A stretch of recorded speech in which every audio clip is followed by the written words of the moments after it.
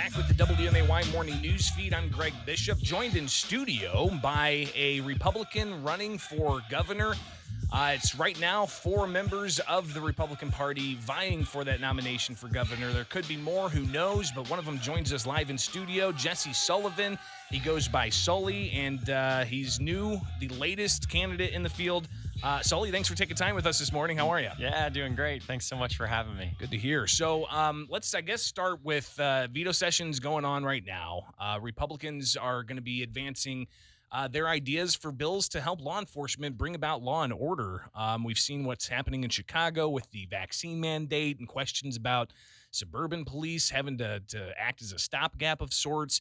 But we've also seen increased shootings, not just in Chicago. We've seen it even here in Springfield. We heard some of the stats from the police chief last night in front of the city council, talking about increased shootings and homicides. So if you were governor, how would you be reacting to all of this? And how is the governor right now not reacting to it? Yeah, on this, the governor's doing a terrible job. I mean, the number one job of any government is to provide for the safety of its citizens. And on that account, they're failing miserably. I mean, you have to support law enforcement. And right now, we're just getting where people want to put criminals above victims and police, and it's wrong. And I'm seeing it up in Chicago, but it's not just there. It's in every city across Illinois. And I was at the sheriff's conference, and about 40 out of the 102 counties are thinking of retiring early and leaving law enforcement. And it's so sad because politicians should be supporting our law enforcement if we're going to get this crime problem under control, which should be one of the number one priorities. But what are they focusing on? All the Democrats in the legislature today? Is crime one of the utmost important things they're focusing on? No, it's nowhere to be found. Well, again, the Republicans are in the super minority. They're going to be talking about a series of bills, and I don't really see that advancing much. But we do see conversations about repealing parental notification when it comes to terminating a pregnancy for a minor. That's one issue that I've had Democrats say is going to come up. Republicans are pushing against it. You've talked a little bit about your stance on abortion. Explain, I guess, your reaction to this particular bill and the idea of repealing parental notification, and let people out there listening know where you stand on abortion.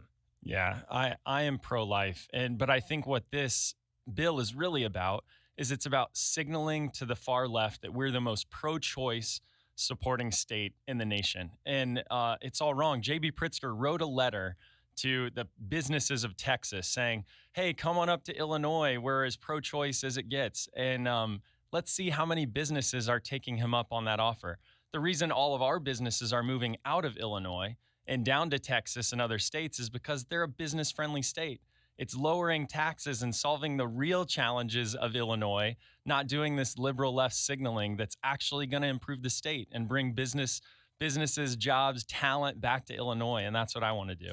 Well, talk a little bit about that. You're very active on social media. You've got a pretty elaborate campaign. You're doing weekly videos with your family. Yeah. Your wife's pregnant, Yes. by the way, which is an interesting campaign storyline. I mean, congratulations. Oh, thank you. On another addition to the family. That's going to be fascinating to watch as the campaign progresses. But you've also been interacting with a lot of social media users, asking them questions like, if you plan to leave Illinois, why? What are you hearing from them? It's one of the saddest parts of this whole campaign for me are hearing the stories over and over and over about people saying, I'm going to leave Illinois. I can't stay here any longer. The high taxes, the corruption, and the crime are out of hand. And, Indiana grew 1,700% more than Illinois over the last decade. That's not because Indiana is a better state. It's because our politicians here in Illinois are driving the state into the ground. If we can fix our politics, we have an amazing state. We're going to send the job creators and talent flooding into the state of Illinois rather than people feeling like this is too much. I have to leave. It's government overreach. It's, the corruption we're seeing in the way they're drawing the maps. And everyone just feels like, man, the land of the free is across the border. Here in Illinois is not the land of the free. And they're taxing us like crazy, but we're not seeing the benefits of that from our government. And all of those things have to change. We're talking with Jesse Sullivan. He is a Republican vying for the gubernatorial nomination for the GOP here on the WMAY Morning Newsfeed, 8:16 now. I'm Greg Bishop. And Jesse, something else that could come up today, at least from Republicans. We really haven't heard much from Democrats at all on this. A few here and there may raise concerns, but the governor's unilateral rule when it comes to COVID. He issued another disaster proclamation, reissued a dozen or so, even more executive orders for the next 30 days.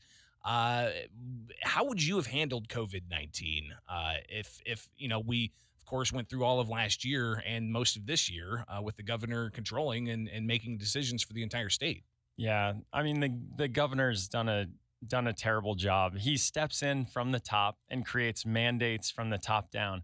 It's not real leadership. And I talk to small businesses all around the state, those who are considering leaving and fleeing off to these better run states and into the land of the free. And so COVID mandates from the top down is not real leadership. And so for me, what this is really about is about focusing in on the problems that matter. Did you know more kids have been shot in the state of Illinois than have died of COVID around the entire country? And where is JB Pritzker on the issue of crime and all of these kids getting shot in our cities? That is what he needs to be focused on and talking about. Instead, you're getting these mandates from the top down where a third of the police force in Chicago are now off on the sidelines. They're not even able to be out there on the streets patrolling and getting this violent crime in order. And so it's just misprioritization. And the governor has tried to overreach too much into our lives, and the people of Illinois feel it, and they want to fight back against it. And so do I. We're talking with Jesse Sullivan, candidate for governor for the Republican Party here on the WMAY Morning News Feed. And I've been talking to some of your contenders in the Republican field throughout the week, and I've been asking them about what their plans are for lieutenant governor, right? Have you thought about this? Have you got candidates in mind? Who are you looking for to be that running mate? Yeah, I bring two principles to this. I think, what is our current government lacking the most? Right now, I don't trust our government. I don't think the people of Illinois do either. 1 out of 4 people trust our state government. That's the lowest in the nation, and that's for good reason. So high character people, that is, I always look for two things: high character and high competency. That's the other thing our government's missing: performance towards outcomes, real measurable outcomes, and holding people accountable. So when I'm looking for a lieutenant governor, I'm looking for someone who can step into the administration, be trustworthy, high character, willing to take on the corruption in the state alongside of me, and then be high competency, actually use these tax dollars to good use, actually make sure the people of Illinois are seeing the benefits from these high taxes that they're paying, and that we can lower those taxes over time. So high character, high competency individuals. We're just about out of time, and I hope that we can connect again in the future to talk about a couple of the things. I want to talk about your global governance degree and how that could help, in Illinois when it comes to diplomacy and being a Republican in a Democrat-dominated state. And I also hope to talk more about digital currency in the future, but I do want to touch on that just briefly here. I've been watching the digital currency space since its inception. It's unbelievably fascinating. It can be confusing, though, for a lot of people. Yeah. Where do you see digital currency in the future of government and business and the economy? Yeah. So a lot of people look at cryptocurrency and they think it's fake money. But I'm here to tell you it's actually about the future of the internet. And why I care so much about it is I want to create the industries of the future here in Illinois. I want to see in Illinois all of the benefits that come alongside building the future of the internet. And did you know Mark Andreessen created one of the first internet browsers out of U of I? But where did he move? He moved out to Silicon Valley to run it. I want to start getting the job creators of the future, the industry creators, to want to build in Illinois. And I really do think, Chicago can be the crypto capital of the world, and all of the benefits that come with it. Because did you know for every tech job created, 5 local additional service jobs are created? So nurses, teachers, waitresses, all of those jobs are created when you can create some of these industries of the future also. And so I want to see all those benefits accrue to Illinois. So I want to take a leadership role on this front. So not fake money, think future of the internet. Well, and it's not even dealing with money. It's the technology behind it, the Exactly, blockchain technology, exactly. which has incredible uses. Yeah, So yeah. And the last thing on it is decentralization of authority. And right now we see with the current governor, centralization, top-down mandates. I think we elect local leaders for a reason.